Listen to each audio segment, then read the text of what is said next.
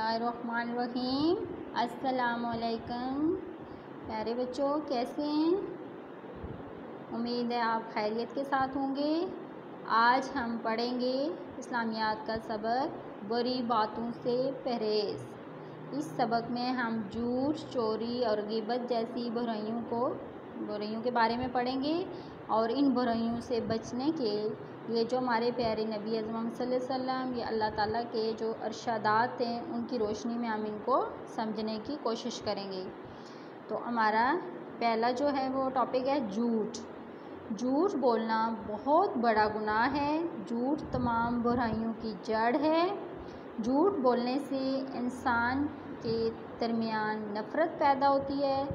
झूठ जब आप बोलते हैं तो आप तमाम लोगों के दरमियान जो आपस में नफ़रत पैदा होती है और माशरे में बड़ी ख़राबी पैदा होती है।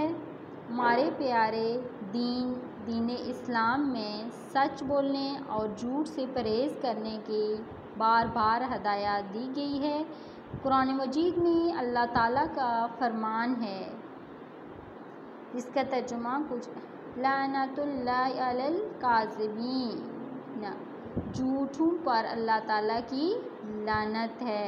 तो देखो बच्चों, ये कितनी बुरी बात है कि झूठ बोलना अल्लाह ताला को कितना नापसंद है। इसलिए हमें चाहिए कि हम झूठ से परहेज़ करें।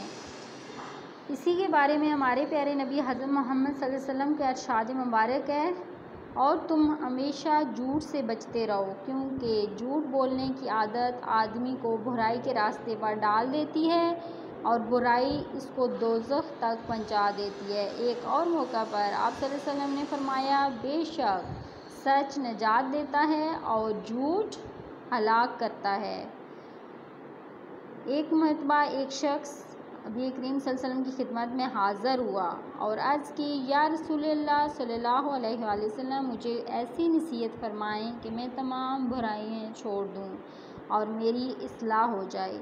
इस पर आप सल्लल्लाहु अलैहि वसल्लम ने फरमाया, झूठ बोलना छोड़ दो।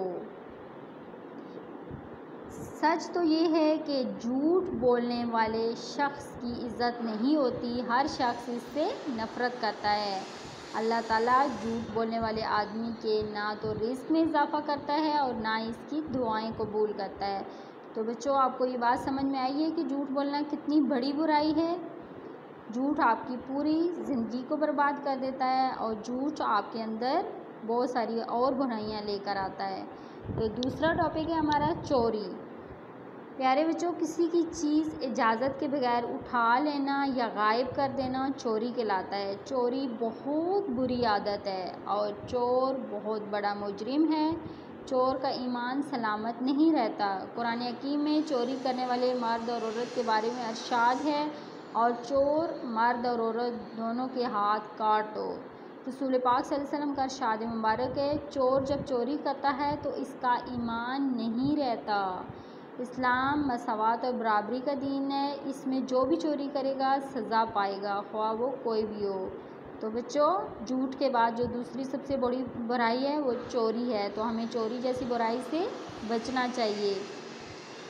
इसमें मैं आपको एक तारीख़ी वाक़या सुनाती हूँ। रसूल पाक सल्लल्लाहु अलैहि वसल्लम का दौर रसालत में एक दफ़ा कुरैश के एक मुअज़्ज़ज़ कबीले की औरत ने चोरी की।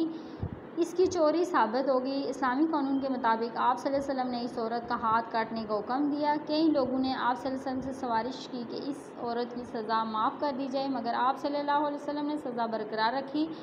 आखिरकार कुरैश ने हज़रत उसामा रज़ियल्लाहु को रज़ामंद किया कि वह आप सल्लल्लाहु अलैहि वसल्लम की खिदमत में हाज़िर होकर सिफारिश करें, शायद आप सल्लल्लाहु अलैहि वसल्लम इस औरत की सज़ा माफ़ कर दें।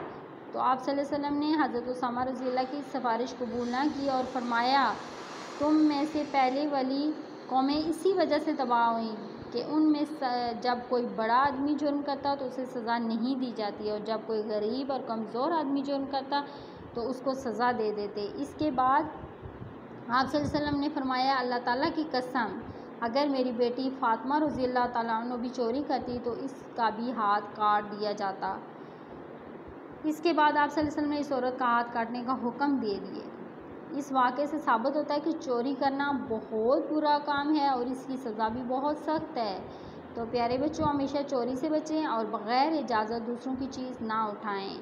इसके बाद تیسری برائی غیبت۔ غیبت کا مطلب ہے کسی شخص کی غیر موجودگی میں اس کی برائی کرنا۔ اسلام میں غیبت کرنا بہت برا ہے اور گناہ کا کام ہے۔ اللہ تعالیٰ نے قرآن حکیم میں ارشاد فرمایا، غیبت کرنے والا اپنے مرے ہوئے بھائی کا گوشت کھانے کے برابر ہے۔ ایک صحابی کے سوال کے جواب میں رسول اکرم صلی اللہ علیہ وسلم نے غیبت کے بارے میں فرمایا، اپنے بھائی کی ناپسندیدہ بات کا ذکر کرنا غیبت ہے۔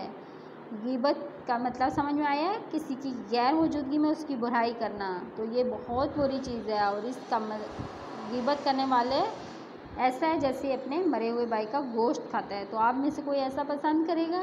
نہیں، تو پھر غیبت سے ہمیشہ بچنا ہے۔ بہتان رسول کریم صلی اللہ علیہ وسلم نے ایک موقع پر فرمایا کہ اگر کسی کے بارے میں کوئی ایسی بات کہتے ہو جو اس میں موجود نہیں ہے تو یہ بہتان یعنی تہمت ہے۔ بہتان کا مطلب بچوں سمجھ میں آیا کہ کسی شخص کے بارے میں کوئی ایسی بات کہنا جو اس میں نہ ہو، تو اس کا مطلب ہے آپ اس پہ بہتان لگا رہے ہیں۔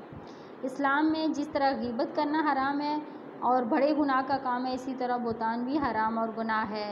تو بچوں ہمیشہ غیبت اور بہتان سے بچنے کی کوشش کرو اور کسی کے بارے میں غلط نہ کہیں۔ تو بچوں آج ہم نے سبق میں ان 5 چیزوں کے بارے میں پڑھا ہے: بہتان، غیبت، چوری اور جھوٹ۔